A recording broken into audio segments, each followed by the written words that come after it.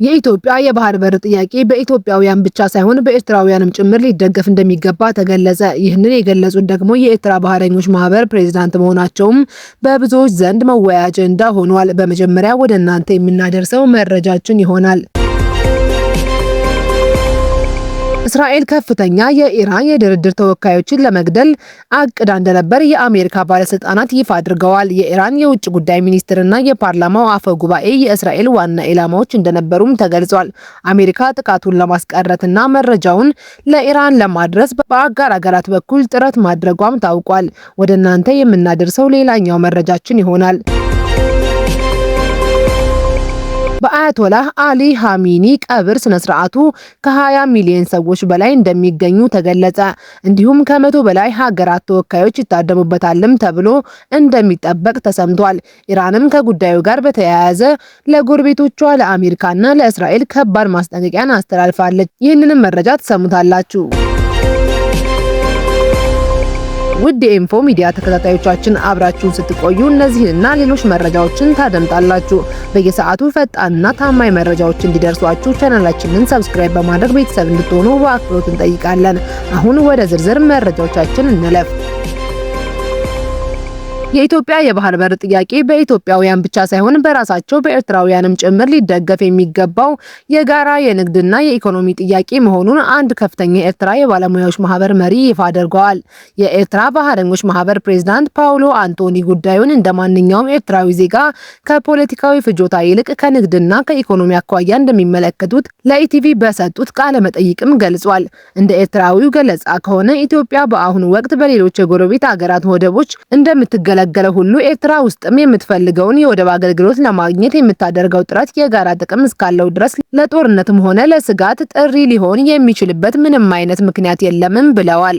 አያይዘውም ወደብ ተገልጋይ ከሌለበት እኛም ተጠቃሚ አንሆንም፣ ስለዚህ ጥያቄው የጋራ ነው ሲሉም ተናግረዋል። ይህ የባህር በር ጉዳይ ለቀጣዩ ትውልድ አላስፈላጊ ጠባሳና የቤት ስራ ጥሎ እንዳያልፍ ዛሬ ላይ በሰላማዊ መንገድና በጠረጴዛ ዙሪያ ንግግሮች እንዲቋጭ መስራት እንደሚያስፈልግም አሳስበዋል። አሁን ባለው ተጨባጭ ሁኔታ ላይ ያላቸውን ስጋት ሲገልጹም የተሻለ ኑሮ እንዲመጣ እያሰብን በተግባር ግን የከፋውን ነገር እያደረግን ነው ሲሉ አገራቱ ከሰላማዊ አማራጭ እንዳይወጡ አስገንዝበዋል። የኤርትራ ባህረኞች ማህበር ፕሬዝዳንት አክለውም ለቀጠናው የተሻለውንና ብቸኛው አማራጭ የጋራ ትብብርና የኮሪደር ልማትን ያካተተ የኢኮኖሚ ውህደት መፍጠር ብቻ መሆኑንም ተናግሯል። ፕሬዝዳንት ፓውሎ አንቶኒዮ የመስጠትና የመቀበል መርህ በሰላማዊና ሰከን ባለ መንፈስ ሊተገበር እንደሚገባም ገልጿል።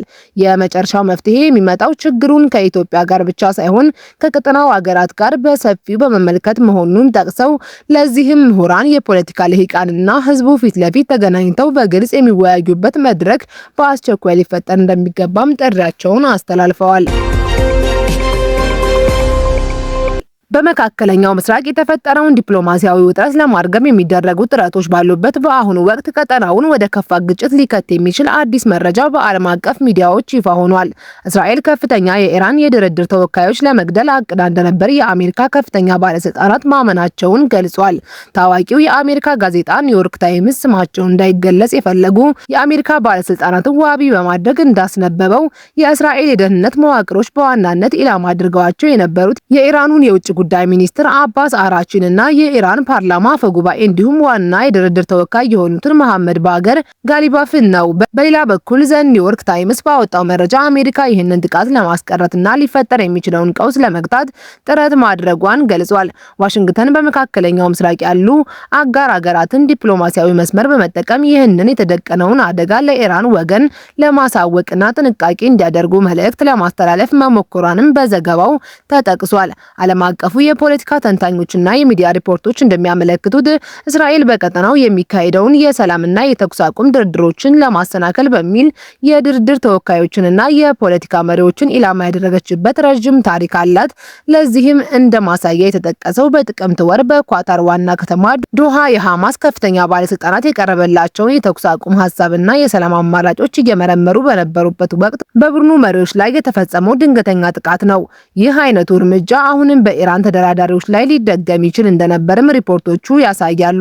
ይሁን እንጂ እስካሁን ባለው መረጃ መሰረት የእስራኤል መንግስትም ሆነ የሀገሪቱ የመከላከያ ሚኒስትር በእነዚህ ዓለም አቀፍ ሪፖርቶች ላይ የሰጡት ይፋዊ ምላሽ ወይም ማረጋገጫ የለም። በአንጻሩ የተጠቀሱት መረጃዎች በሙሉ ስማቸው እንዳይገለጽ ከጠየቁ የአሜሪካ ባለስልጣናትና ከስለላ ምንጮች የተገኙ መሆናቸውንም ተገልጿል። በአያቶላህ አሊ ሀሚኒ ቀብር ስነ ስርዓት ከ20 ሚሊዮን ሰዎች በላይ እንደሚገኙ ተገለጸ። እንዲሁም ከ100 በላይ ሀገራት ተወካዮች ይታደሙበታል ተብሎ እንደሚጠበቅም ተሰምቷል። ኢራንም ከጉዳዩ ጋር በተያያዘ ለጎረቤቶቿ ለአሜሪካና ለእስራኤል ከባድ ማስጠንቀቂያን አስተላልፋለች። ኢራን የአያቶላህ አሊ ሀማኒ ህይወት ማለፍን ተከትሎ ሀገሪቱ ከፍተኛ የሀዘንና የደህንነት ጥበቃ አውጃለች።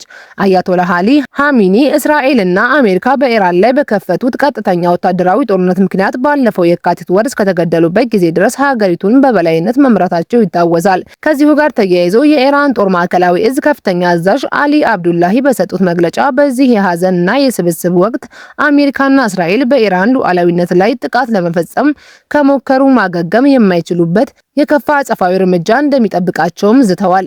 ከፍተኛ አዛዡ እንደተናገሩት የሀገሪቱ የጦር ኃይልና የሚሳኤል መከላከያ ዘዴዎች በማንኛውም ሰዓት ትዕዛዝ ተቀብለው እርምጃ ለመውሰድ በተጠንቀቅ ላይ እንደሚገኙም አስታውቋል። በሌላ በኩል የኢራን የውጭ ጉዳይ ሚኒስትር ባወጣው መግለጫ አሜሪካ በመካከለኛው ምስራቅ ቀጠና ውስጥ እውነተኛ ሰላም፣ መረጋጋትና ደህንነት እንዳይሰፍን ያላትን ንቀትና ጥላቻ በተደጋጋሚ በተግባር አሳይታለች ሲል ወቅሷል። የኢራን የውጭ ጉዳይ ሚኒስትር ቃል አቀባይ ኢስማኤል ባጋይ ለአልጀዚራ በሰጡት ማብራሪያ ጎረቤት ሀገራት ያሉበትን ወቅታዊ ሁኔታ በጥንቃቄ ሊገነዘቡ እንደሚገባ አሳስበዋል።